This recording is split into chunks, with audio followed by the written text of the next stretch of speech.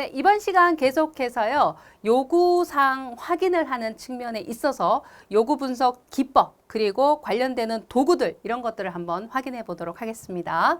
자, 보시면 요구 분석 기법과 관련해서 요구사항에 대한 것을 분석한다는 것과 연관되는 설명들이 있죠. 이와 관련되는 내용들이 시험 문제상에 등장을 하고 있습니다. 자, 그래서 우리가 좀 잘 파악을 해 보실 필요가 있어요.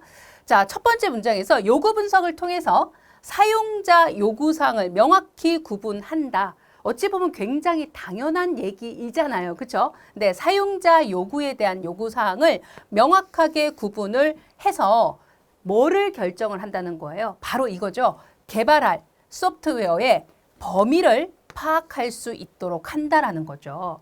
그러니까 요구사항에 대한 게 어느 부분까지냐에 따라서 어떤 소프트웨어의 기능을 어떤 걸 구축을 해야 된다 이런 게 있을 거잖아요. 예, 그거예요. 그래서 소프트웨어 범위를 파악을 할 수 있다라는 이제 측면인 거고. 자, 그다음 두 번째는 요구사항에 대한 분석을 해야지만 뭐를 할 수 있다고 얘기하느냐? 바로 타당성에 대한 것을 확인할 수 있다, 조사할 수 있다. 자, 여기서 이제 타당성에 해당하는 건 뭐냐 하면은 여러 가지가 있을 수 있겠지만 가장 크게는요, 개발 비용에 해당하는 측면, 개발 일정에 해당하는 측면, 그리고 여기다가 이제 좀 더 플러스를 하면 개발을 할 수 있는 기술력에 해당하는 부분까지입니다.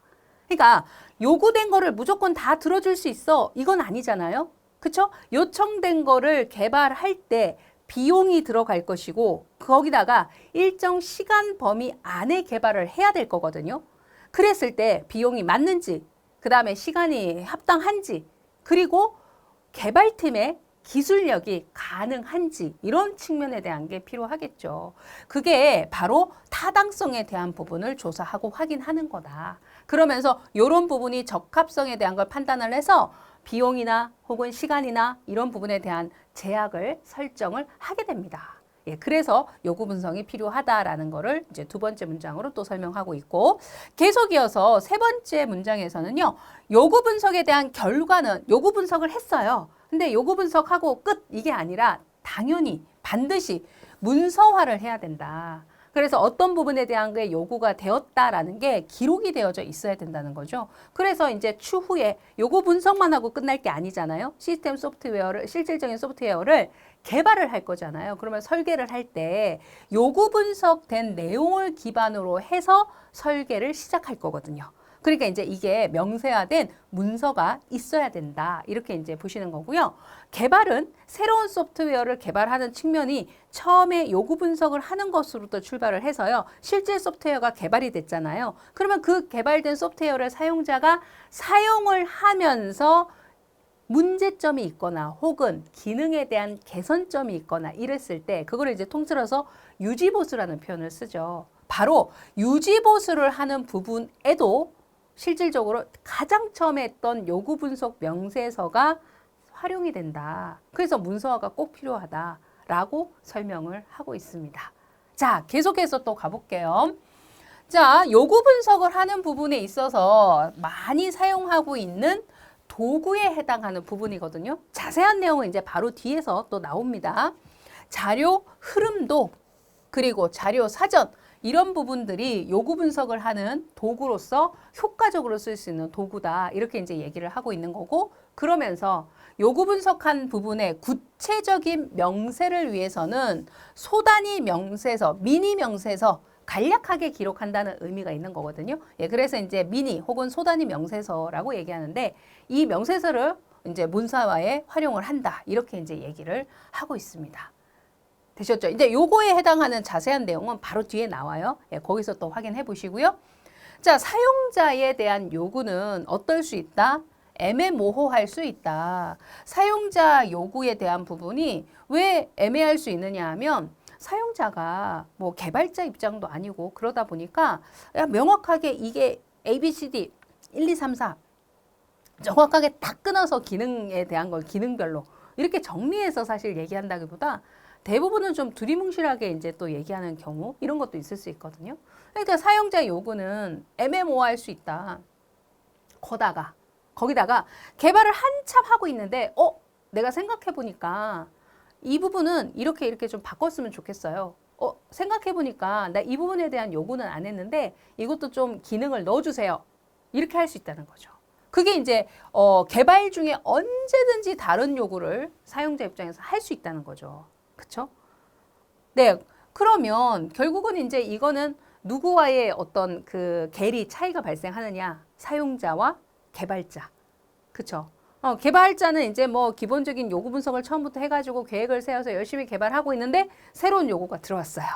그 다음에 요구에 대한 거를 분석을 하긴 했는데 굉장히 좀 애매모호해서 이런 서비스인가 이런 기능인가 이럴 수도 있다는 거죠. 예, 그런 측면에 대한 특성이 있고 그러면서 개발자가 가지고 있는 지식이나 개발자의 지식 그리고 표현에 대한 부분에 사용자와의 차이가 있을 수 있죠. 당연히. 그렇죠. 똑같은 지식 수준을 갖고 있는 게 아니니까 그런 부분 때문에 서로 이해하는 이해 정도가 다를 수 있다는 거죠. 이런 부분이 요구 분석을 하는 측면에 대한 어려움을 표현하는 내용이다. 이렇게 구분하시면 됩니다. 되셨나요? 예, 내용에 대한 거 충분히 좀 숙지가 되셨죠? 자, 문제 유형에서는 어떤 식으로 등장을 했느냐? 바로 여러분 문제 한번 풀어보시죠. 요구 분석에 대한 거죠. 거리가 먼 건 뭐냐? 이렇게 물었어요. 자, 요구사항 분석을 하는 데 있어서 여러분 이제 기억을 잘 떠올려 보셔요. 비용과 일정에 대한 제약을 설정해야 된다. 맞죠? 요구 분석을 하면서 당연히 타당성에 대한 조사를 해야겠고 그러면서 비용과 그리고 개발 일정에 대한 거 이런 부분에 대한 제약을 설정을 해야 되겠죠. 지금 아래쪽 두 번째 나와 있는 타당성 조사하고 같이 연계되는 의미가 되겠네요. 그죠? 그러면서 세 번째 요구사항 정의 문서화. 반드시 문서화가 되어 있어야 설계를 할 때 설계뿐만 아니라 또 뭐라고 했어요? 완전히 최종적으로 실제로 사용하는 순간에 유지 보수되는 이 상황까지도 이 순간까지도 요구사항에 대해서 문서화 시켜놓은 이 자료를 활용한다 그랬거든요. 그러니까 문서화에 해당하는 거 당연히 필요합니다. 그렇죠? 그러면 네 번째는 설계 명세서를 작성한다. 요거는 요구 분석에 해당하는 거와 관련이 있나요? 없죠. 바로 4번이 해당 사항이 없는 거 구분되시겠죠? 그러니까 요구 분석을 하는 것과 연관되는 거. 이거 외에도 앞쪽에 이제 부가적인 설명 좀 연결하셔가지고 구분을 하시면 됩니다. 자, 계속해서 한번 볼까요? 또 어떤 문제 유형이 있었는지. 마찬가지로 요구 분석 관련되는 내용이잖아요. 자, 과정에 대한 설명이에요. 거리가 먼 건 무엇이냐 이렇게 얘기했어요. 자, 한번 읽어보셔요. 읽어보시고 찾아봅시다. 분석 결과에 문서화를 통해서 향후 유지보수에 유용하게 활용될 수 있다. 맞죠? 설계를 할 때뿐만 아니라 추후에 유지보수에도 문서화된 것을 활용할 수 있다 그랬거든요. 맞는 얘기입니다. 그죠? 개발 비용이 가장 많이 소요되는 단계가 요구 분석 단계다라고 하고 있는데 우리 앞쪽에 배우신 내용 중에 이런 표현이 있었나요? 없었죠. 없었다는 거는 해당 사항이 없다는 거고요. 여기에서 거리가 먼 거는 2번입니다. 자, 그러면 개발 비용이 가장 많이 소요가 되는 단계다. 어느 단계냐? 요구 분석 단계는 아니고요. 개발의 일정 단계를 거쳐서 실제 사용자가 사용하고 있으면서 마지막에 뭐를 하는 단계? 유지 보수를 하는 단계. 유지 보수하는 단계가요. 실제 전체 개발 비용 중에 가장 많이 유지 보수를 할 때 가장 많이 소비된다, 소요된다라고 얘기를 해요. 예. 그러니까 실제로 어떻게 보면 뭐 새로운 소프트웨어를 시스템을 개발하는 쭉 일련의 과정 속에서의 비용보다 최종적으로 쓰면서 얘를 관리하기 위해 쓰여지는 비용이 더 크다. 이렇게 이제 볼 수 있는 거죠. 예, 그래서 얘는 해당 사항이 없습니다. 그죠? 나머지 보시면 자료 흐름도 자료 사전 등의 효과적인 이런 것들이 효과적으로 이용될 수 있다. 그죠? 요구 분석의 도구로서 자료 흐름도 자료 사전 이게 효과적으로 이용된다 그랬어요. 그죠? 자, 보다 구체적인 명세를 위해서는 소단위 명세서가 활용된다. 됐죠? 네, 이렇게 이제 또 문장으로 설명 잘 나왔고 쉽게 구분할 수 있습니다. 또 한번 볼게요. 어떤 문제들이 나왔는지. 요구사항 분석이 어려운 이유가 아닌 것은 그랬어요. 요구사항에 대한 분석이 어렵다, 쉽지 않다 이렇게 얘기했거든요. 자, 볼게요. 개발자와 사용자 간의 지식이나 표현의 차이가 커서 상호 이해가 쉽지 않다. 어때요? 맞죠? 개발자하고 사용자하고 지식 수준, 이해도의 차이 분명히 있다 그랬어요. 그래서 어렵다 그랬어요. 자, 사용자 요구는 예외가 거의 없어서 열거와 구조화가 어렵지 않다? 자, 여기서 사용자 요구가 예외가 거의 없나요? 예외가 거의 없을까요? 이 말은 즉슨 사용자 요구는 대부분 일률적이다. 이렇게 얘기하는 건데 그렇지 않죠. 요구가 어떻게 일률적이에요? 천차만별이죠. 그렇죠? 천차만별이에요. 예외가 거의 없는 게 아니라 정말 다양한 요구가 있을 수 있는 거예요. 그래서 당연히 그래서 열거를 하거나 구조화를 하는 게 여러 가지 케이스가 있으니까 쉽지 않다, 어렵다 이렇게 이제 얘기를 하는 거죠. 2번이 전혀 맞지 않습니다.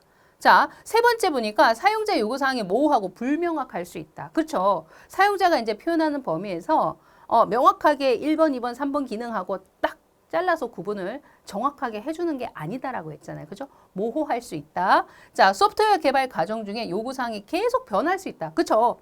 개발을 하고 있는데 계속 요구에 대한 게 바뀔 수 있고 변할 수 있다라는 부분 때문에 요구사항 분석이 쉽지 않다라고 구분을 합니다.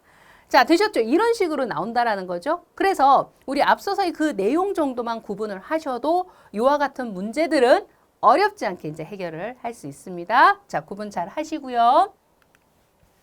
자, 그 다음으로는 우리 조금 전에 제가 자료 흐름도 자료 사전 미니 명세서 이렇게 이제 말씀을 드리면서 뒤에서 한번 보자 그랬잖아요. 이제 지금 나옵니다. 바로 분석을 하는 측면에 있어서 구조적인 분석, 구조적인 분석을 할 때 이와 같은 도구를 활용하는 거거든요. 그래서 이제 각각이 어떤 특성들을 갖고 있는지 이거를 여러분이 구분을 하시면 또 어렵지 않게 문제 해결할 수 있습니다. 자, 한번 볼게요. 자료의 흐름, 가공 절차 과정을 통해서 사용자 요구를 파악하는 자료 흐름과 처리 중심의 분석에 해당한다. 그러니까 구조적인 분석이라는 것 자체가요. 바로 이 말이라는 거죠. 구조적인 분석을 한다라는 표현 자체를 짧게 표현하면 자료의 흐름, 그리고 자료의 처리 중심의 분석을 구조적인 분석이라고 하더라. 이렇게 이제 구분하고요. 그러면서 표현 자체가 도형으로 합니다.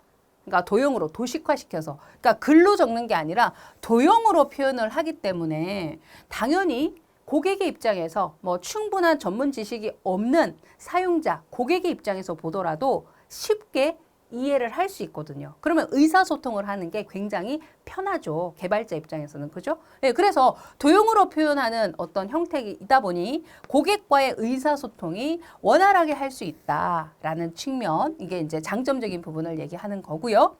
그리고 분석을 하는 과정 자체가요. 시스템 기능을 전체 수준으로부터 세분화된 수준, 그러니까 전체에서 작은 수준, 그리고 위에서부터 아래쪽 방향, 위에서 아래쪽 방향으로 단계별 분할을 하는 방식. 자, 이거를 뭐라고 하느냐 하면 바로 하향식. 그러니까 위에, 이거는 말 그대로 이제 생각하시면 돼요. 위에서부터 아래로 내려오면서 큰 덩어리에서 세분화된 구체적인 내용에 이르기까지 그렇게 분석을 해나간다. 이 얘기예요. 그거를 하향식, 말 그대로 아래쪽으로 하향한다. 이렇게 이제 해석이 되는 거죠. 하향식의 이제 반대적 표현이 뒤쪽 가면 또 나오는데 거꾸로 밑에서부터 위로 올라온다. 이렇게 했을 때 상향식이라는 이제 표현도 있거든요. 예, 지금 이제 구조적인 분석은 하향식 방법을 사용한다라는 거. 예, 일단 그렇게 기억하시고요. 자, 여기에서 분석을 할 때는 중복에 대한 거를 배제할 수 있더라. 중복 배제를 할 수 있고 거기다가 시스템 전반에 대해서 일관성 있는 이해를 할 수 있다. 구조적 분석의 좋은 점에 대한 걸 또 이렇게 설명을 하고 있죠. 자, 도구로는 어떤 게 쓰인다? 바로 자료 흐름도, 자료 사전, 그리고 소단위 명세서, 요게 이제 대표적이고요. 자, 그거 외에도 객체 관계도, 상태 전이도 이런 것들이 구조적 분석의 도구로 사용되어지고 있더라. 이렇게 특징을 구분하시면 됩니다. 되셨나요? 그러면 이제 이런 것들은 이제 문제상에서 제시를 할 때 구조적 분석과 관련된 설명이다. 옳지 않은 건 무엇이냐? 뭐 이런 식으로 이제 물어볼 수 있거든요. 그랬을 때 여러분이 이런 특징들을 기억하시고 선택을 하실 수 있으면 됩니다. 자, 이렇게 내용 정리해 두시고요. 그러면 이제 어떤 내용들을 세분화시켜서 이제 한번 볼 거냐면 구조적 분석을 하는 도구의 형태로 자료 흐름도부터 해서 이제 반복적으로 나오고 있잖아요. 그래서 자료 흐름도 이거부터 관련되는 내용, 특징 이런 것들을 살펴볼 거예요. 자, 자료 흐름도에 해당하는 거 데이터 플로우 다이어그램이다. 그래서 DFD라는 약자 많이 사용합니다. 자료 흐름도고요. 자, 얘는 말 그대로 소프트 내부에 작업을 진행하는 과정에서 자료의 흐름, 말 그대로 자료 흐름도잖아요. 그죠? 그리고 자료에 변환되어지는 과정, 자료의 기능 이런 것들을 도형으로 표현을 하고 있더라. 자료의 흐름, 자료가 변환되는 거, 처리가 되면 자료가 변환되잖아요. 그래서 변환되는 과정 그리고 기능에 대한 이런 부분들을 도형의 형태로 표현을 하더라는 거죠. 자, 그러면서 여기에서는 그 도형의 모양 형태를 놓고 봤을 때 얘를 뭐 버블 그러면 거품 형태잖아요. 동글동글하게 표현되는 그 부분에서 땄죠. 그래서 버블 차트라는 이제 표현을 쓰기도 합니다. 자, 데이터 흐름, 자료 흐름이잖아요. 그러니까 당연히 얘는 자료의 흐름에 중심을 두는 거예요. 자료, 데이터 흐름에 중심을 두는 거예요. 그래서 여기에서는 자, 요거 포인트 제어의 흐름, 제어적인 흐름에 대한 부분, 바로 이거 제어의 흐름은 어떻다? 중요하지 않다. 제어의 흐름은 중요하지 않다. 게다가 시간의 흐름에 대한 부분도 명확하게 표현할 수는 없다. 자, 이거 포인트 잘 잡아놓으세요. 데이터 흐름이 중심입니다. 여기서는 데이터가 흘러가는 흐름 그리고 이제 데이터의 변환 과정 이런 부분에 해당하는 게 중심이다 보니 컨트롤 제어를 하는 부분 거기다가 시간적인 흐름 뭐 어느 시점에서 어느 시점까지 이걸 뭐를 하고 이런 거 말하는 거거든요. 그러니까 이게 시간 흐름에 따라서 작업의 진행 과정 이런 걸 표현하는 것도 있어요. 그러나 DFD의 경우는 시간의 흐름이나 제어의 흐름에 중심을 두지 않는다. 그런 부분에 대한 거는 명확하게 표현되지 않는다라는 거 잘 기억할게요. 자, 여기에 어떤 요소들로 표현을 하느냐라고 했을 때 잘 기억할게요. 단말, 자 영어로도 기억하셔야죠. 터미널, 그 다음 처리에 대한 부분, 데이터 처리겠죠. 프로세스, 그리고 자료 흐름에 대한 거 말 그대로 데이터 플로우, 자료의 흐름에 대한 거, 그 다음에 자료에 저장되는 저장소에 대한 부분까지 바로 이 4개 요소가 DFD를 구성하는 기본 구성 요소로 구분을 하고 있습니다. 일단 기억할게요. 단말, 처리, 자료의 흐름, 그리고 자료의 저장소. 당연히 영어도 같이 기억하시면서 자, 얘네들은요. 해당 내용들에 대한 거를 상세하게 우리가 좀 더 살펴보실 필요가 있어요. 예, 충분히 이제 상세 내용까지 시험에 나오거든요. 자, 한번 살펴볼게요. 자, 단말부터 한번 볼게요. 터미널입니다. 단말에 해당하는 것은 어떤 것을 얘기하느냐라고 했을 때 데이터에 대한 데이터의 생산자, 그 다음에 데이터의 소비자 이런 부분에 대한 거예요. 그러니까 우리가 왜 단말이라고 했을 때 끝단의 의미가 있거든요. 끝단. 그래서 이제 데이터에 시작되어지는 시작점. 그 다음에 데이터가 다 뭔가 처리가 끝나고 흐름이 끝났어요. 그런 다음에 이제 종착, 끝나는 지점, 끝점. 요렇게 이제 보시면 그거에 대한 걸 단말로 표현을 한다. 이렇게 이제 구분을 하시면 되는 거죠. 자, 모양은 도형의 형태로 표현한다 그랬잖아요. 얘는 모양이 사각형 안에 표현을 해요. 그러면서 데이터 발생과 종료에 대한 거를 표현을 하고 있고 개체 이름을 기록을 합니다. 사각형 안에. 자, 그리고요. 처리에 대한 거는 당연히 뭐겠어요? 데이터가 처리돼서 변환되는 거겠죠. 변환, 데이터의 변환과 관련되는 부분입니다. 그래서 프로세스 처리를 하는 거예요. 그래서 얘는 이제 처리되어지는 모양 자체가 원형 혹은 뭐 둥근 사각형, 대체로 이제 원형을 대부분 많이 사용하는데 누가 이거를 이제 구분을 했느냐에 따라 약간 다를 뿐 기본적으로 원형이나 둥근 사각형 안에 표현되어지는 처리에 대한 이 부분을 버블 혹은 기능 혹은 말 그대로 데이터 변환이니까 변환 이와 같이 다양한 표현을 씁니다. 이게 이제 데이터 변환 처리와 관련되는 부분으로서 이제 표현이고 당연히 이제 처리 프로세스의 이름을 그 원형 안에 기록을 하고 있습니다. 자료의 흐름에 대한 거는요. 흐름은 화살표로 표현을 해요. 그러니까 여기에서 어느 방향으로 흘러가서 작업에 대한 게 진행이 된다. 이렇게 그러면서 이제 화살표 위에다가 그 이름을 명시를 하게 되는 거고요. 자료 저장소죠. 역시 데이터 저장을 어디다 하는 거냐. 저장소에 명칭이 나오는 거예요. 얘는 이중선 안에다가 저장소의 명칭을 기록하게 됩니다. 자, 그러면 이제 이렇게 DFD에서는 도형들을 이용해서 자료의 흐름을 표현한다라고 했는데, 자, 부가적으로요. 여러분 이해를 돕기 위해서 제가 요거를 하나 더 구성을 좀 해드렸어요. 참고하시면 학습에 도움이 되실 겁니다. 자, 앞에 설명 떠올리면서 한번 살펴볼게요. 영업부하고 사각형 안에 명시해놨죠? 얘는 뭐겠어요? 그렇죠. 데이터의 시작과 종점을 나타내는 단말, 터미널에 해당하는 거, 이 얘기예요. 그 다음에 화살표에 해당하는 부분은 뭘 말한다? 자료의 흐름, 데이터 플로우를 나타내는 부분이죠. 그러면서 이제 자료 흐름에서 그에 해당하는 명칭이 판매 내역에 해당하는 흐름이야. 이런 식으로 이제 기록이 되는 거죠. 화살표 위에.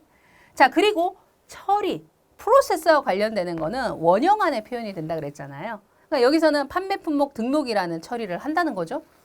그렇죠? 그리고 처리되어진 것에 대한 거는 이중선 안에 부서별 판매 파일 이렇게 돼 있잖아요. 부서별 판매 파일이라는 이름으로 저장하겠다. 이렇게 표현된 거예요. 어때요? 뭐 실질적으로는 뭐 여기서 더 복잡하게 많습니다. 근데 딱 대표적으로 이제 그 구성 요소 하나씩만 넣어가지고 요와 같은 형태로 DFD를 구성한다라는 거 이해를 돕기 위해서 보여드렸습니다. 네, 그래서 자료 흐름도에 해당하는 거 1차적으로 한번 살펴보셨는데, 자, 시험 문제에서는 또 어떤 식으로 등장하는지 우리 바로 또 한번 확인을 해보셔야죠. 자, DFD의 구성 요소에 포함되지 않는 거. 정말 담백한 문제죠. 어떤 겁니까? 정답은? 그쵸. 데이터 딕셔너리는 구조적 분석을 하는 또 하나의 다른 도구였어요. 자료 흐름도가 있었고 자료 사전이 또 있었잖아요. 그러니까 분석하는 도구 중에 그냥 하나인 거고 DFD의 구성 요소에 대한 건 아니죠. 예, 그래서 여기 보니까 처리에 대한 거, 저장소에 대한 거, 그리고 자료 흐름에 대한 거. 이거는 모두 다 DFD의 구성 요소에 해당하죠. 어때요? 어렵지 않죠? 네, 계속 갑니다. 자료 흐름대의 구성 요소로 옳은 것은 또 이렇게 물어봐서 한꺼번에 또 물어봤네요. 그죠? 그러면 여기에서 쭉 맞는 것만 포함되어 있는 거. 그러니까 그렇다면 아닌 거를 그냥 끊어내시면 되잖아요. 그죠?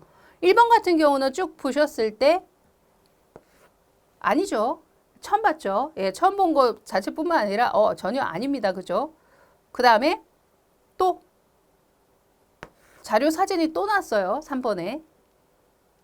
그죠? 그 다음에 4번은 미니 명세서의 경우도 도구로서 사용되는 또 다른 분리된 하나의 도구였잖아요. 포함되는 관계가 아니잖아요. 자료 흐름도에. 그죠? 그러면 정답으로 갈 수 있는 게 2번.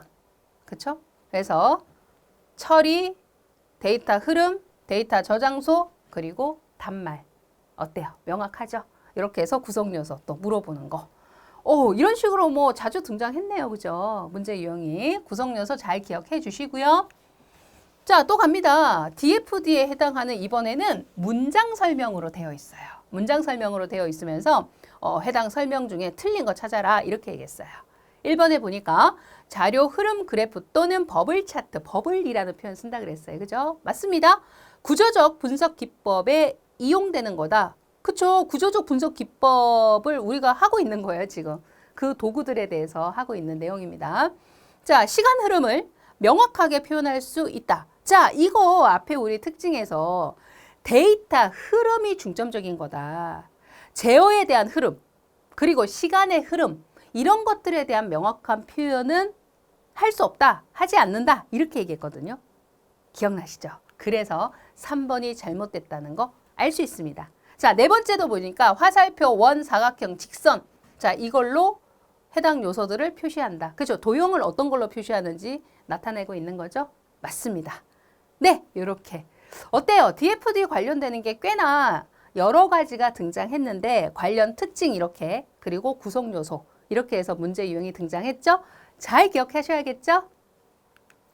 자, 그 다음에 소프트웨어 설계를 할 때 제일 상위에 있는 여기에서는 메인 유저 펑션이니까 가장 위에 있는 기능, 사용자 어떤 함수, 기능 이런 거거든요. 말 그대로 뭐 말 자체를 어렵게 생각하실 필요는 없고 의미 자체에 있는 그대로 설계를 할 때 가장 상위로부터 출발한다. 이게 이제 포인트인 거죠. 그러면서 하위 기능들로 분할해 가면서 설계하더라. 이렇게 얘기했어요. 그런 방법에 해당하는 게 뭐냐? 물었는데 우리 아까 앞에서 보셨죠? 위에서 아래, 그 다음에 전체에서 세분화된 구조로 내려오는 방식은 바로 그렇죠. 하향식 설계에 해당한다 라고 구분했었죠. 네, 그래서 그렇게 또 단편적으로 유형을 물어보네요. 자, 계속 갑니다. 이번에는 자료 사전과 관련되는 내용이에요. 그러니까 앞부분에서 이제 자료 흐름도 DFD 보셨고요. 두 번째로 분석 도구로서 자료 사전이고요. 데이터 딕셔너리이니까 DD 이렇게 약자로 표현하기도 합니다. 자, 역시 특징 살펴보시고 그 다음에 표현하는 기호 요거 이제 잘 살펴보시면 되거든요. 자, 자료 흐름도의 대상은 자료와 자료의 구성 항목, 자료의 흐름, 자료 저장소에 자 그러면 지금 여기서 보셨을 때 자료의 구성 항목, 자료의 흐름, 자료의 저장소라고 하면 금방 우리가 앞에서 보신 자료 흐름도의 구성 요소로서 표현되어지는 것들이었잖아요. 그죠? 자, 그런데 그게 거기서 끝난 게 아니라 자, 그들의 이거죠. 그네들의 의미 그리고 그 요소들 간의 관계 이런 거를 구체적으로 명세하는 것이 바로 자료 사전이다. 이렇게 되는 거예요. 되셨죠? 그러니까 앞부분에서 DFD에서 얘기했던 자료 흐름이나 자료에 대한 거, 자료의 구성 항목 이런 것들이 있을 거잖아요. 걔네들에 대한 걸 그 자체로 표현하는 거는 자료 흐름도. 그네들의 의미와 요소들의 관계 이런 거를 구체적으로 명세해서 기록해 놓는 건 자료 사전. 어때요? 이해가시죠? 그래서 얘는요. 어떤 식의 표현을 쓰느냐. 얘는 데이터의 데이터다. 자료의 자료다.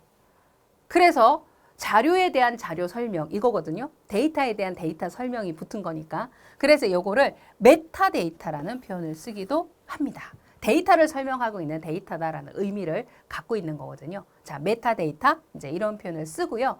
당연히 사전에 기록을 할 때는 규정화되어 있는 기호가 있어요. 그래서 이제 정의된 규정화된 기호가 있으니까 그 기호를 써서 의미에 맞게끔 표현을 해서 기록을 해줘야 된다는 거죠. 그렇다면 우리는 그 기호에 해당하는 걸 또 구분을 하실 수 있어야 되거든요. 한번 살펴볼게요. 자, 기호들은 어떤 의미들이 있느냐? 일단 첫 번째, 우리 이제 일반 기호들 형태로 이제 생각을 해보시면 같다 기호잖아요. 그죠? 같다에 해당하는 이 기호는 어떤 자료에 대해서 정의한다라는 의미가 있어요. 무엇은 무엇이다. 뭐뭐로 구성되어 있다. 이렇게 이제 정의하는 의미. 그래서 무엇은 뭐는 무엇이다. 이렇게 이제 해석이 되는 거죠. 그래서 뭐뭐로 구성되어 있다. 이렇게 정의의 의미가 있고요. 그 다음 플러스 기호에 해당하는 거잖아요. 그죠? 우리 일반 기호로 따지면 요거는 연결의 의미가 있어요. 연결의 의미. 우리 이제 그리고 이런 식으로 연결한다는 거죠. and, 영어로는 and 이렇게 그리고로 연결하는 의미. 자, 그 다음에 우리 괄호의 형태에서 잘 구분하시면 돼요. 괄호가 요렇게 꺾어지는 모양으로 된 거는 대괄호라는 표현을 일반적으로 쓰죠. 대괄호에 해당하는 거는 자료를 선택하는 의미가 있어요. 그러니까 이거는 또는의 의미입니다. 또는에 해당하는 부분에서 봐보세요. 만약에 이 안쪽에 파이프 기호를 중심으로 항목이 두 개가 기술이 되어 있는 상태다. 그러면 이 둘 중에 하나를 선택할 수 있다. 이런 의미라는 거죠. 아시겠죠? 그래서 선택의 의미가 되는 게 대괄호. 그 다음 중괄호에 해당하는 거죠. 우리 중괄호라고 표현하죠. 평상시에. 그죠? 얘는 반복의 의미가 있습니다. 반복의 의미인데 자, 이 n이라는 게 미수의 형태로 아래로 내려가면 최소예요. 아래로 내려가는 부분 헷갈리지 마세요. 여러분도 그렇게 기억하세요. 아래쪽으로 내려갔다 그래서 최소 이렇게 기억하세요. n 표시가 중괄호의 하단부 미수 형태로 내려가 있는 거예요. 표현 자체가. 그러면 최소 n번 이상을 반복한다. 이런 의미가 있고요. 이번에는 자, 얘가 위로 올라간 거예요. 위로. 상부로 간 거죠. 그러면 최대라고 기억하시면 돼요. 안 헷갈리죠? 예, 최대입니다. 최대. 최대 n번 반복한다. 이렇게 해석되는 거예요. 예, 그래서 반복의 의미가 있는 게 중괄호. 그 다음에 보통 우리가 소괄호라고 얘기하는 이 괄호에 대한 부분은요. 자료를 생략할 수 있다. 이런 의미가 됩니다. 그래서 괄호 안에, 소괄호 안에 기록되어 있는 것은 생략이 가능하다. 이런 의미가 있는 거고요. 그 다음에 우리 아스테리크 마크죠? 별표, 아스테리크 마크 2개를 붙인 다음에 내용이 기술되어 있으면 이거는 해당 자료에 대한 설명에 대한 부분이다. 그러니까 보통 우리가 주석이라는 표현을 쓰거든요. 설명을 붙여놓은 거를 주석에 대한 표현을 할 때 별표 2개, 아스테리크 마크 2개로 표현하더라. 그래서 요것도 액면 그대로 외우시면 되는 거예요. 액면 그대로 딱 외우시면 돼요. 자, 여러분 외우셨죠 지금? 정의, 연결, 선택, 반복, 생략, 그리고 설명에 해당하는 주석까지. 자, 준비되셨으면 문제 한번 풀어볼게요. 바로. 예, 여러분이 이제 푸시는 거예요. 자, 여러분이 푸시는 겁니다. 생략을 의미하는 기호. 이건 뭐 설명이 필요 없죠, 사실. 생략은 소괄호. 됐죠? 계속 가볼게요.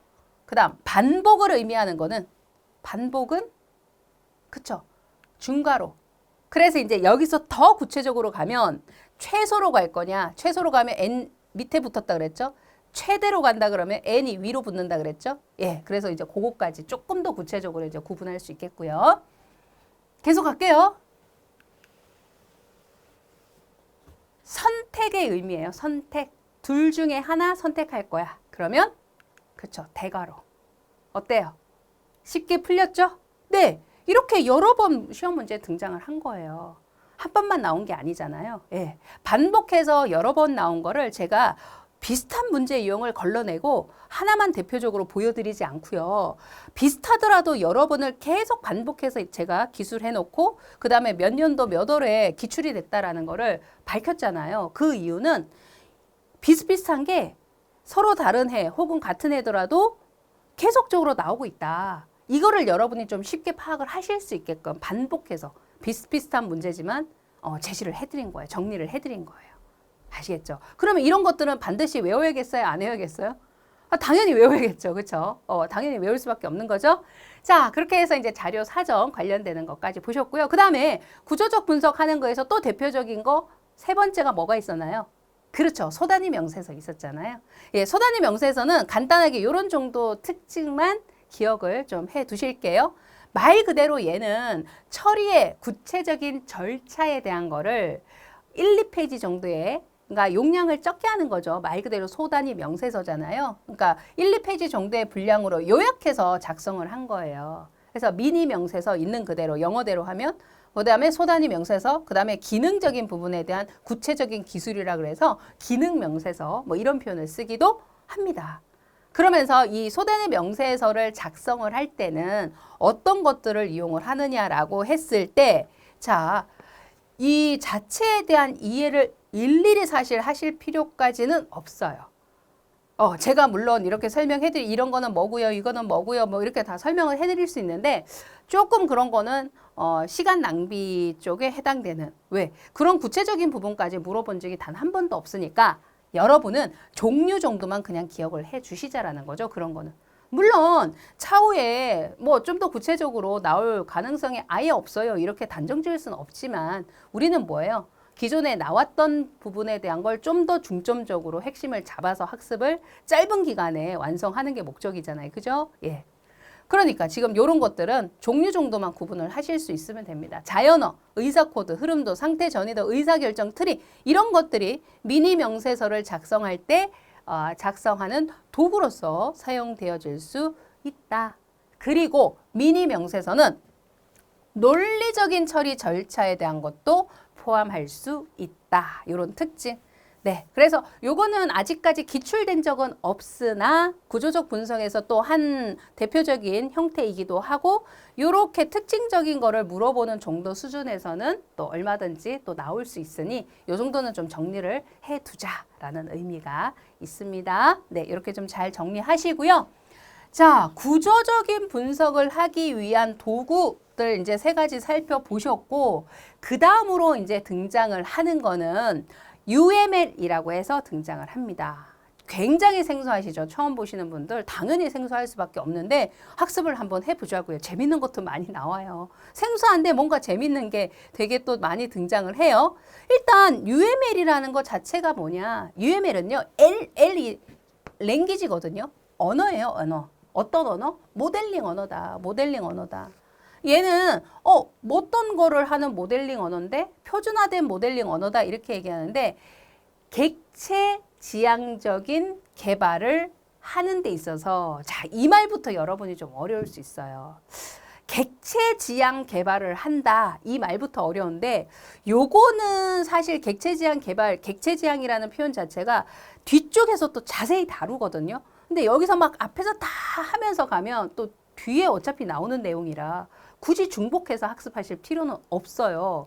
근데 이제 말 자체의 단편적인 이해 정도만 하고 가자는 거고, 그거는 이제 어떻게 여러분이 좀 이해를 해주시느냐 하면, 객체 지향 개발을 한다는 건 뭐냐 하면, 객체라는 개념으로 개체들을 각각 구분해서 객체 단위로 개발을 하겠다. 그래서 어떤 작업을 수행을 함에 있어서 해당 작업에 필요한 데이터와 해당 작업에 쓰여지는 데이터를 수행하는 어떤 기능, 함수, 연산 이런 게 있을 거거든요. 그들을 묶어서 한꺼번에 하나의 객체로서 형성을 해서 개발에 쓰겠다.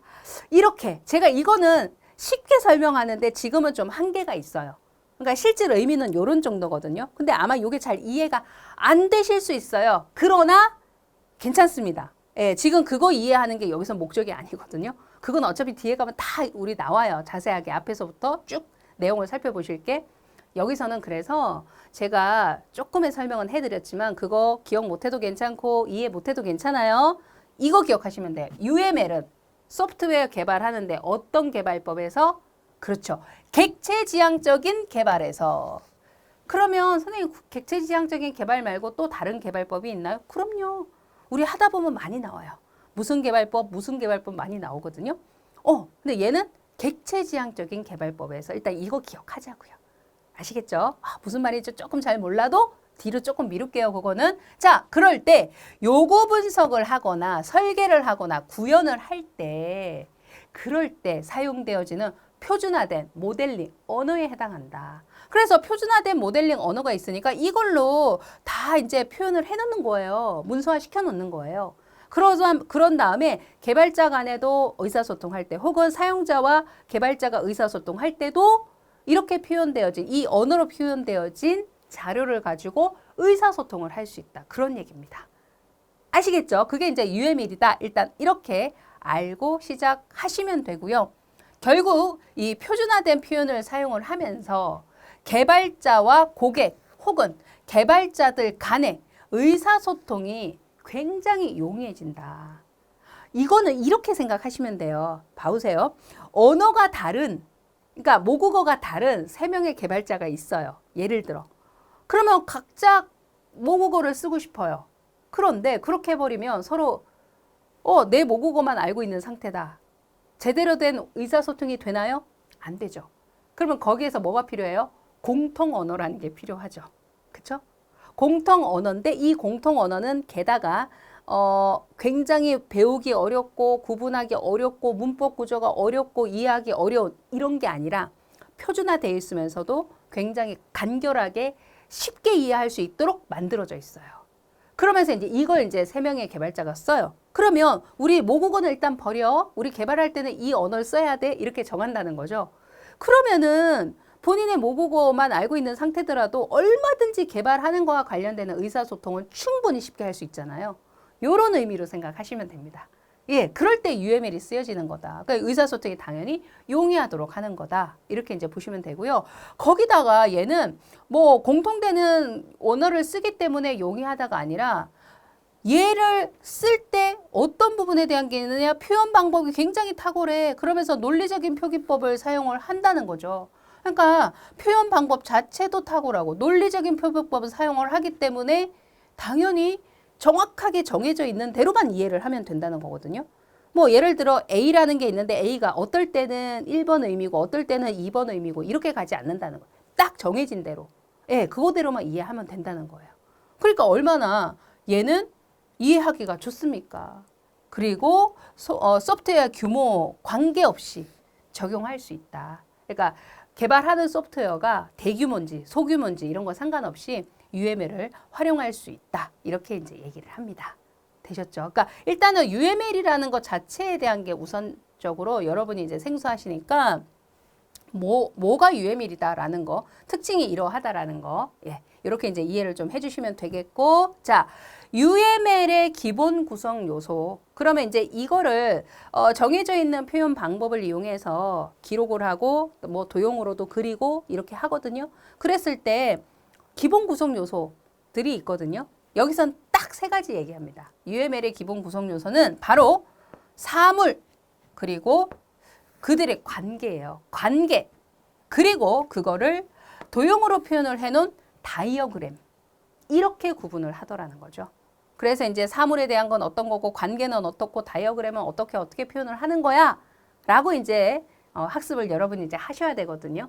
네, 일단은 UML의 기본 구성 요소는 사물, 관계, 다이어그램이다 라고 1차적으로 아주 단편적으로 먼저 구분을 해 두시고요.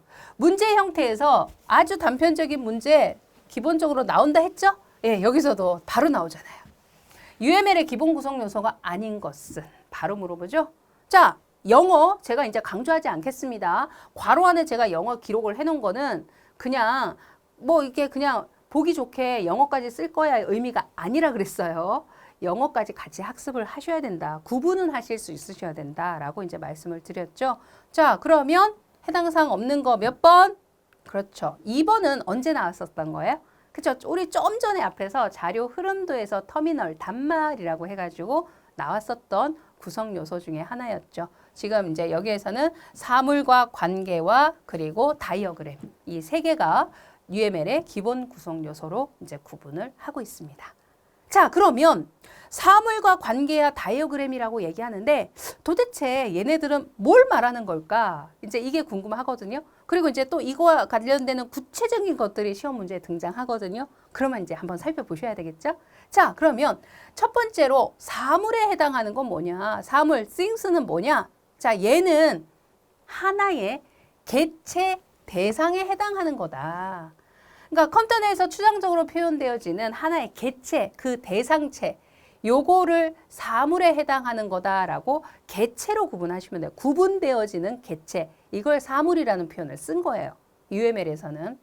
그러면서 사실 이제 실질적으로 다이어그램이 형성이 될 때 보면 이 사물들을 기준으로, 개체를 기준으로 해서 그들 간의 관계 이런 것들을 다이어그램으로 표현을 합니다.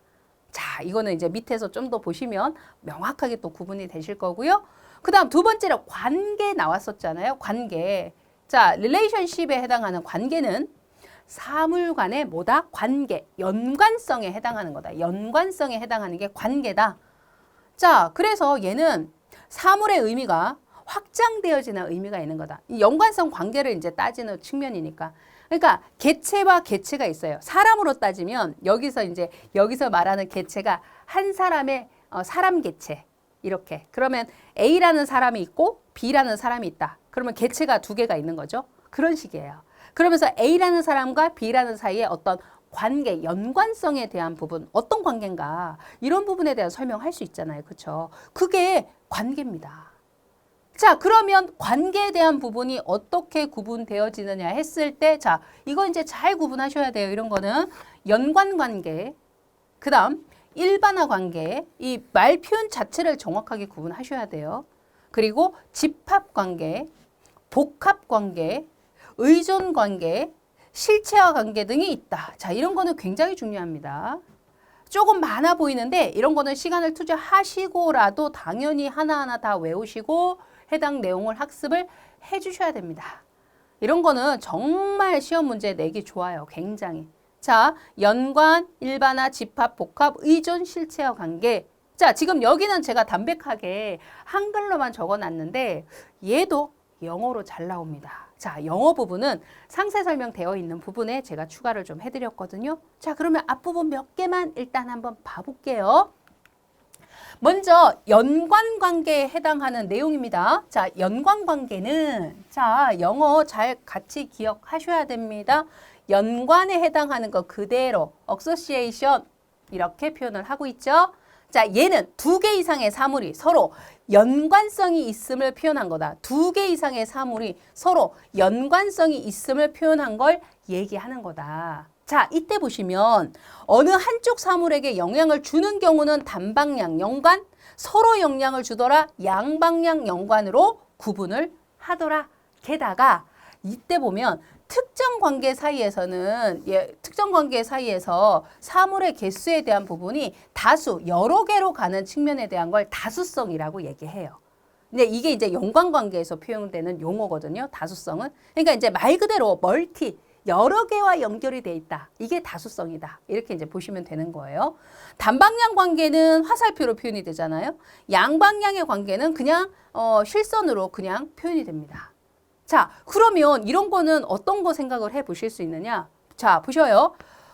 교수라는 개체가 있어요. 그 다음에 학생이라는 개체가 있습니다. 그러면 그들의 관계를 설명할 때 어떤 관계로 일단 설명을 또 해볼 수 있느냐? 강의를 해주는, 제가 이제 수업 진행을 하고 있잖아요. 그러면 강의를 해주는 측면과 관련되는 관계일 때 강의를 해주는 부분이다. 그러니까 강의를 해준다라고 이제 표현을 했을 때 바로 이렇게 교수 개체와 학생 개체가 있는데 교수와 학생 개체가 있는데 그들의 연관 관계에 대한 해석에 있어서 단방향 관계죠. 이렇게 보면 강의를 하는 교수가 학생에게 강의를 하는 됐죠? 자, 이때 학생이 1대1 과외를 하는 상황이다. 그러면 1대1 관계잖아요. 그런데 학생이 한 명이 아니에요. 다수를 대상으로 지금 저처럼 여러 명을 대상으로 하는 형태가 될 때 바로 그게 뭐다? 다수성. 여러 개. 여러 특정 관계 사이에 이제 여러 개수의 사물들이 연결될 수 있다. 그러니까 다수성에 대한 특성도 가질 수 있다. 이렇게 되셨죠? 이런 거예요. 이게 이제 연관관계고 이런 부분에 대한 해석이 여러분이 이해가 되시면 됩니다. 자, 그 다음에 연관관계 봤고요. 두 번째 어떤 관계 있었느냐? 일반화 관계가 있었죠? 자, 제너럴리제이션인데 제너럴리제이션 일반화 관계. 자, 얘는요. 구체적인 사물이 있고 일반적인 사물이 있을 때 그들 간의 관계에 대한 부분이다. 구체적인 사물과 일반적인 사물. 그거는 무슨 얘기냐? 이때 보시면 일반적인 사물은 구체적인 사물에 자, 요 문장을 이해를 하시면 돼요. 요 문장. 일반적인 사물은 구체적인 사물의 공통 속성을 갖고 있는 거다. 그래서 보시면 하위의 구체적인 사물에서 상위의 일반적인 사물 방향으로 속이 빈 삼각형 머리에 화살표를 연결해서 표현한다. 그러니까 이렇게 이제 표현을 한다는 건데 제가 한번 기록을 해드려 볼게요. 예를 들어 일반화된 사물에 대한 거를 제가 뭐라고 표현을 하느냐 하면 주스, 음료수 중에 주스 이렇게. 자, 그러면 주스의 종류가 굉장히 많죠. 만약에 사과 주스가 있다. 사과 주스, 그 다음에 오렌지 주스, 뭐 딸기 주스, 뭐 이런 것들이 있어요. 그러면 자, 구체적인 주스는 주스인데 구체적으로 사과다, 딸기다, 오렌지다 이렇게 구체적인 표현이 되는 거죠. 그러면서 얘는 주스라는 공통 속성을 갖고 있는 거예요. 그러면 이제 화살표를 이렇게 표현을 해줘야 된다. 이 말인 거예요. 어때요? 이해가 되시죠? 이런 식으로. 그래서 이 아래쪽에 있는 것이 바로 구체적인 사물. 그 다음 지금 주스라고 표현하고 있는 얘가 일반적인 사물. 됐죠? 바로 이거예요. 요거를 무슨 관계? 이렇게 표현하고 있으면 이거는 일반화 관계. 그러니까 얘가 공통 속성을 이들의 공통 속성을 갖고 있잖아요. 주스라는 공통 속성. 어때요? 되셨죠? 네, 이겁니다. 이런 식의 구별이 가능하시면 돼요. 네. 그래서 이 특징 기억하시고 그러면서 제가 부가적으로 그려드리는 이런 그림들을 기억을 하시면 훨씬 더 이제 이해하기가 편리하시죠? 예, 이렇게 좀 연결을 해 보셔요. 자, 그리고요. 세 번째는 집합관계를 얘기를 했거든요. 자, 집합관계에 해당하는 부분은 여러분이 이제 이 집합관계하고 그 다음에 나오는 복합관계하고 이거를 이제 헷갈리시면 안 되거든요. 요거를 이제 잘 구분하시면 되는데 집합관계에 해당하는 거, 자, 어그리게이션에 해당하는 거죠. 얘는 다른 사물에 포함되는 관계. 자, 그래서 전체에 해당하는 사물과 부분에 해당하는 사물은 이때 보셔요. 약하게 연결돼 있어. 연관이 돼 있는데 약하다. 연관된 관계 정도가 약하다. 약하다는 건 뭐냐면은 사실은 서로가 독립적인 사물이에요. 근데 이제 어떤 필요에 의해서 연관은 시킬 수 있다. 이런 얘기거든요. 그러면 얘는 전체 사물이 소멸된다 하더라도 부분적인 사물이 소멸되는 건 아니야. 각자 독립적으로 뭔가를 할 수 있어. 그런 얘기예요.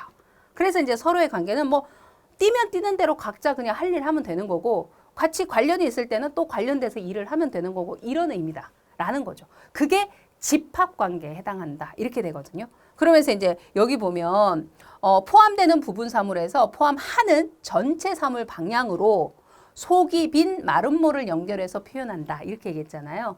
그러면 이제 요거는 어떻게 할 수 있느냐. 이렇게 한번 표현해 볼게요. 자, 우리 컴퓨터 있잖아요. 이 컴퓨터에 연결할 수 있는 주변 기기가 정말 많은데 그 중에서도 요거 만약에 그 스피커, 네, 스피커가 있다. 스피커가 있다. 그러면 이 스피커가 뭐 딱 이 컴퓨터에만 꽂을 수 있는 그런 용도로 나온 건 아니잖아요. 그죠? 스피커 뭐 어디 우리 뭐 음악을 재생하거나 소리를 재생할 수 있는 기기라면 사실 다 연결할 수 있잖아요. 그죠? 근데 이제 지금은 아무튼 이 컴퓨터에 연결해서 이 스피커를 쓸 거예요. 그러면은 일단 그 관계가 포함되는 부분 사물에서 포함하는 전체 사물 방향으로 속이 빈 마름모로 이렇게 관계 표현을 한다는 거죠. 그럼 이때 생각을 해볼게요. 여기에서 만약에 컴퓨터가 없어졌어요. 그러면 스피커도 없어져야 되나요? 그건 아니죠. 얘는 따로 띄어서 쓰면 돼요. 각자 독립적이에요. 무슨 말인지 알겠죠? 그러니까 이제 서로 약하게 연결되어 있는 관계다. 이게 바로 집합관계. 되셨죠? 자, 그러면 여기서 제가 아까 집합관계하고 뭐를 주의해서 구분해라. 복합관계. 그 다음으로 나오는 복합관계를 잘 주의 깊게 구분을 잘 해주셔라 그랬거든요. 자, 이 복합관계, 컴포지트에 해당하는 관계는요. 사물이 다른 사물에 포함되는 관계, 여기까지 봤을 때 똑같잖아요. 집합관계하고. 그쵸? 근데 여기는 보면, 보셔요. 전체와 부분에 해당하는 사물이 강하게 연결돼 있다. 강하게 연결돼 있다는 거는 서로 독립적일 수 없다. 그 말은 하나가 소멸되면 이 하나도 같이 소멸돼. 이거예요. 얘가 없으면 얘도 의미 없어. 없어지는 거야. 이런 의미거든요. 그래서 전체 사물이 소멸되면 부분 사물도 소멸된다. 같이 없어진다는 거죠. 포함되는 부분에서 포함하는 전체 사물 방향으로 속이 채워진 마름모. 아까 여기 비어 있었잖아요. 그죠? 집합에서는. 근데 복합에서는 채워져 있어요. 그러면 이런 건 어떻게 있느냐? 이거예요. 우리 학교라는 공간이 있잖아요. 학교가 있어요. 근데 우리 학교에서 대표적으로 당연히 학교에는 뭐가 있어요? 그렇죠. 강의실, 교실이 있잖아요. 교실에 해당하는 게 있는데 이때 이들 간의 관계는 복합관계로 표현되는 게 맞습니다. 왜냐하면 생각을 딱 해보면 학교가 없어지면 교실이 남아 있나요? 좀 말이 안 되죠. 그렇죠? 학교가 없어진다는 것 자체가 학교를 없앴어요. 건물을. 그러면 당연히 교실도 같이 없어지는 거잖아요. 그거예요. 그래서 강하게 연결돼 있고 그래서 전체가 소멸되면 부분도 소멸된다. 라고 설명을 하고 있습니다.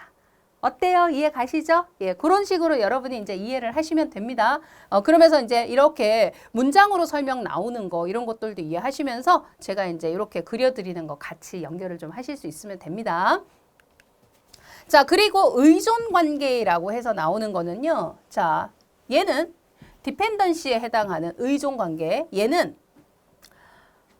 연관 관계하고 유사하지만 필요에 의해서 일시적인 연관성을 유지하는 거다.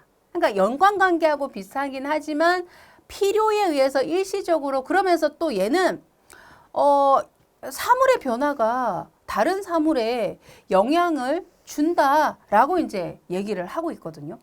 그래서 기능을 제공하는 영향을 주는 사물에서 영향을 받는 사물 방향으로 점선 화살표로 연결해서 표현한다. 이렇게 했는데, 자, 이게 이제 조금 여러분이 무슨 얘기지? 라는 생각이 드실 텐데, 보셔요. 이거예요. 우리 이제 그 학교에서 장학금을 주는데, 학교에서 성적 우수자들 장학금을 이제 주는 상황이에요. 근데 이제 이거는 성적에 대해서 성적의 순위를 뽑아서 뭐 예를 들어 뭐 1등 혹은 1, 2, 3등에게 뭐 이런 게 있을 거잖아요. 그래서 그 순위에 따라서 이제 장학금 금액이 이제 다르게 해서 준단 말이에요. 그러면 이거는 성적 시험을 본 거고 시험에 대한 성적이 산출된 거고 그거에 대해서 순위를 산출한 건데 그게 이제 장학금을 주는 거하고 연관해서 일시적으로 사실 이 연관관계가 연결이 된다는 거거든요. 그쵸? 그러면서 얘는 또 어떤 얘기를 할 수 있느냐면 사물의 변화가 다른 사물에게 영향을 준다는 게 뭐냐면 이 얘기예요. 만약에 순위가 1등이었을 때, 그 다음에 내가 4등이었을 때, 그러면 1, 2, 3등까지 주는 거예요. 1등이었을 때는 내가 장학금을 받는 거잖아요. 근데 내가 4등이 되는 상황이면 장학금 못 받는 거잖아요. 그죠? 이런 변화를 얘기하는 거예요. 됐죠? 그래서 일시적인 어떤 연관성에 대한 거, 요거는 의존관계라고 이제 구분을 합니다. 자, 그리고요, 실체와 관계라고 해서 리얼리제이션 관계 이렇게 이제 표현을 하고 있죠. 자, 얘는 사물이 할 수 있는 기능 또는 해야 하는 기능을 그룹화해서 표현하는 거예요. 그러니까 어떤 기능을 수행을 해야 돼요. 그리고 얘는 이 기능을 반드시 수행해야 돼요. 그러면 그거에 대해서 명시하고 거기다가 여러 사물이 있었을 때 그들 사물이 다 이 기능을 수행을 해야 돼요. 그러면 그거에 대한 것도 한 번에 표현을 할 수 있다. 그룹화해서 표현을 하는 거다. 이 얘기거든요. 그래서 보시면 사물에서 수행할 기능 방향으로 속이 빈 삼각형 머리에 점선 화살표로 연결하면 된다. 이거거든요. 자, 얘도 이제 한번 표현을 해볼게요. 자, 열고 닫는다. 예를 들어 열고 닫는다라는 기능이에요. 열고 닫는다. 근데 이제 열고 닫는다의 기능을 수행을 해야 되는 거. 그러면 창문이 열고 닫는 기능을 수행할 수 있어야 되죠. 그러니까 이제 창문이 열고 닫는 게 안 되면은 사실 가짜죠. 창문이 아니죠. 그다음 우리 뭐 상자의 뚜껑, 상자에 보관하는 상자의 뚜껑이다. 얘도 당연히 열고 닫고가 가능해야 되죠. 이거예요. 그러면 얘는 창문이고 얘는 뚜껑이라는 각각 다른 사물이지만 여하튼 간에 그들은 열고 닫는 거에 대한 기능을 반드시 할 수 있어야 된다는 거죠. 바로 이거예요. 그래서 이제 얘를 표현할 때 이렇게 점선이 있고 머리가 빈 삼각형 화살표 형태로 표현한다. 이거예요. 그러니까 기능 수행과 관련되는 실체와 관계에 대한 표현. 이렇게 되는 겁니다. 어때요? 아시겠어요? 약간 생소하고 어려워 보이지만 재밌지 않나요? 그렇죠? 재밌죠? 예, 제가 이렇게 표현을 해드린 그림의 상태를 좀 기억을 하시면 아마 쉽게 좀 연결을 하실 수 있지 않을까 싶습니다.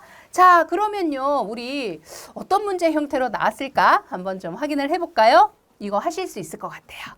차 클래스와 각 클래스의 여기에서 여러분이 이제 클래스라는 표현 나오니까 저거 안 배웠는데 여기에서는 하나의 개체 구별되어지는 사물 이렇게 이해하시면 돼요. 예, 그러니까 지금 차라는 개체가 있고요. 버스 있고 트럭 있고 택시가 있어요. 그러면서 지금 보니까 실선으로 머리가 빈 삼각형 모양의 화살표로 표현이 됐습니다. 이거 뭔가요? 어떤 관계를 표현하고 있다? 그렇죠. 바로 일반화 관계. 그러니까 지금 보시는 것처럼 택시나 트럭이나 버스는 모두 차죠. 자동차에 해당하는 공통 속성이 있는 거잖아요. 그렇죠? 그리고 구체적인 공통 속성을 갖고 있는 구체적인 사물들에 대해서 아래쪽에 표현을 하고 있습니다. 바로 일반화 관계를 표현하고 있는 내용이죠. 어때요? 이런 식으로 이제 나오는 거예요. 이런 식으로. 자, 그리고 계속해서 한 객체가 다른 객체에게 이런 건 이제 설명으로 나오는 거죠. 그렇죠? 한 객체가 다른 객체에게 오퍼레이션이 뭐예요? 그죠? 어떤 기능에 대한 걸 말하는 거예요. 어떤 거 너 이거 처리해야 되는 거야. 이렇게. 예. 어떤 기능을 수행하도록 지정하는 의미적 관계로 옳은 거는 뭐냐? 아까 기능을 수행하는 거와 관련되는 거 마지막에 했던 거죠. 바로 그렇죠. 실체와 관계, 바로 리얼리제이션. 영어 나오는 거 구분하고 계셨죠? 예, 두 번째가 정답이다. 이렇게 구분할 수 있겠습니다. 자, 되셨나요? 예, 조금 이제, 이게 이제 조금 학습할 분량들이 조금 생기기 시작했구나, 라고 이제 느낌이 드실 텐데, 이것도 마찬가지예요. 단순히 그냥 외우는 것만으로는 문제를 해결하기에는 조금 헷갈리거나 이런 부분이 있을 수 있거든요. 그래서 명확하게 제 설명을 잘 들으시고 이해를 해 주시고요. 그 다음에 표현하고 있는 문장들, 왜냐하면 이 문제처럼 이렇게 문장의 형태로 나와서 어떤 관계니? 하고 이제 물어보기도 하니까, 그리고 제가 그림 대표적으로 예시를 그려드렸잖아요. 그런 거 기억하시면 우리 앞에서 보신 문제처럼 이렇게 그림으로 표현된 유형으로도 문제 유형이 등장하니까 관계에 대한 거 이렇게 좀 문제 해결을 하실 수 있겠습니다. 네, 그러면 지금 우리 하고 있는 게요. UML에 해당하는 거 하고 있고요. UML 관련되는 내용을 다 한 건 아니고요. 사물에 해당하는 거 봤고, 그 다음에 사물들의 관계에 대한 게 어떤 게 있느냐, 관계 표현에 대한 거 종류를 좀 나눠서 확인을 해 보신 거거든요. 그 다음에 이제 계속 이어져서 나오는 게 다이어그램과 관련되는 게 또 나와줘야 되는데, 자, 그 부분은 또 다음 시간에 계속 이어서 하겠습니다.